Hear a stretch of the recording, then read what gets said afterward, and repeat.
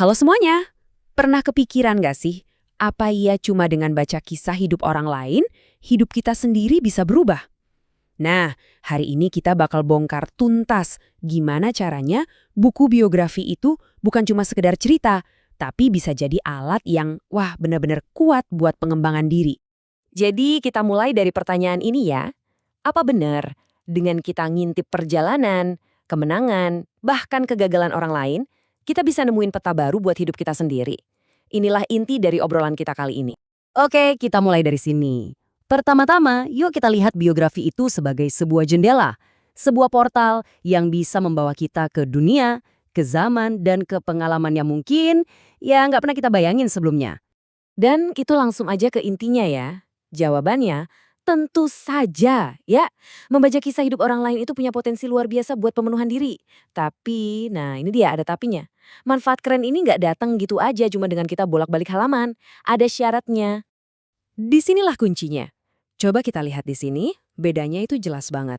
Di satu sisi ada yang namanya membaca pasif. Kita nikmatin ceritanya, seru, dapat inspirasi sesaat, ya udah, manfaatnya terbatas. Nah, di sisi lain ada keterlibatan aktif. Disinilah kita nggak cuma baca, tapi juga mikir, nanya, ini nyambungnya ke hidup gue apa ya? Inilah yang mengubah inspirasi jadi pertumbuhan pribadi yang bener-bener dalam. Oke, sekarang kita bedah lebih dalam, gimana sih proses pertumbuhan ini bisa terjadi? Kita akan telusuri jalan-jalan yang kebuka waktu kita belajar dari pengalaman hidup orang lain. Coba deh bayangin, kamu bisa lo punya Nelson Mandela sebagai mentor pribadi soal ketangguhan, atau belajar strategi bisnis langsung dari kesalahan dan suksesnya Steve Jobs, atau ngelihat dunia dengan rasa empati yang lebih dalam lewat kacamata Mahatma Gandhi. Nah, inilah yang ditawarin sama biografi. Cerita-cerita ini tuh jadi semacam mentor virtual yang nunjukin ke kita pola-pola sukses dan tahan banting yang bisa kita contek buat hidup kita sendiri. Kutipan ini tuh pas banget buat ngerangkum semuanya. Membaca biografi itu kayak kita dikasih akses ke ribuan peta kehidupan. Kita bisa belajar dari rute mana yang berhasil, mana yang buntu, dari ribuan orang tanpa harus ngalamin jatuh bangunnya sendiri. Ya, semacam jalan pintas menuju kebijaksanaan lah. Nah, sekarang kita geser fokusnya. Kalau tadi kita ngintip keluar lewat jendela, sekarang kita bakal ngaca ke dalam pakai cermin. Karena biografi itu nggak cuma nunjukin dunia lain, tapi juga mantulin siapa diri kita sebenarnya. Ada satu konsep psikologi yang keren banget di sini, namanya teori identitas naratif. Kedengarannya agak rumit, tapi intinya simpel kok. Kita semua ini ngerti siapa diri kita lewat cerita yang kita buat tentang hidup kita sendiri. Nah, pas kita baca cerita hidup orang lain, kita tuh kayak dapet bahan baru, sudut pandang baru, buat mikirin ulang, bahkan nulis ulang cerita hidup kita sendiri.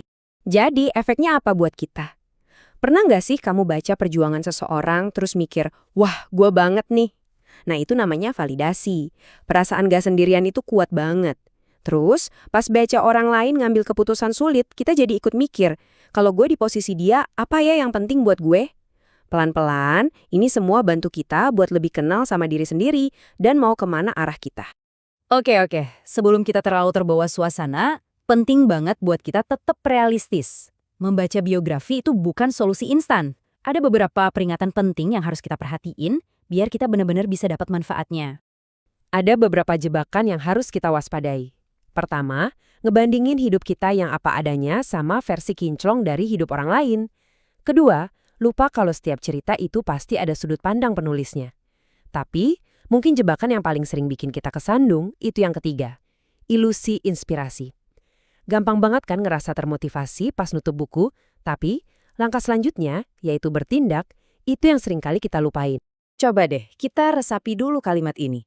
Inspirasi itu kayak percikan api, tapi aksi itulah kayu bakarnya yang bikin apinya terus nyala. Ngerasa termotivasi itu bagus, banget malah. Tapi itu bukan tujuan akhir, itu baru titik startnya. Ini poin yang krusial banget.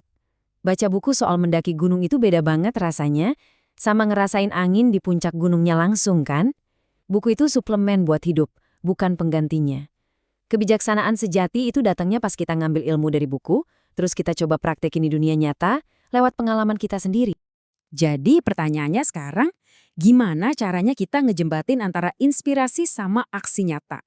Nah, di bagian terakhir ini kita bakal bahas panduan praktis buat ngubah kebiasaan baca jadi sesuatu yang benar-benar bisa mengubah hidup.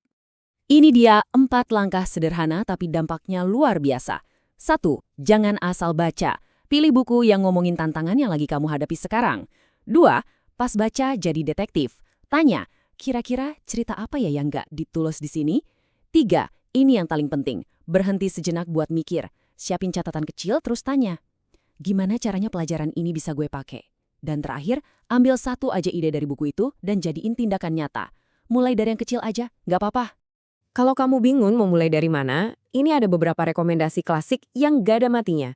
Masing-masing buku ini nawarin pelajaran unik soal kepemimpinan, inovasi, ketahanan, dan perjuangan. Ini bisa jadi titik awal yang bagus banget buat perjalananmu.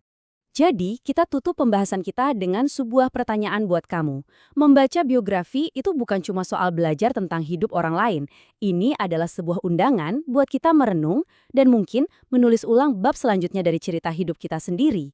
Jadi, kisah siapa yang akan kamu pilih selanjutnya? Dan yang lebih penting, apa yang kamu harap akan kamu temukan tentang dirimu sendiri di dalamnya?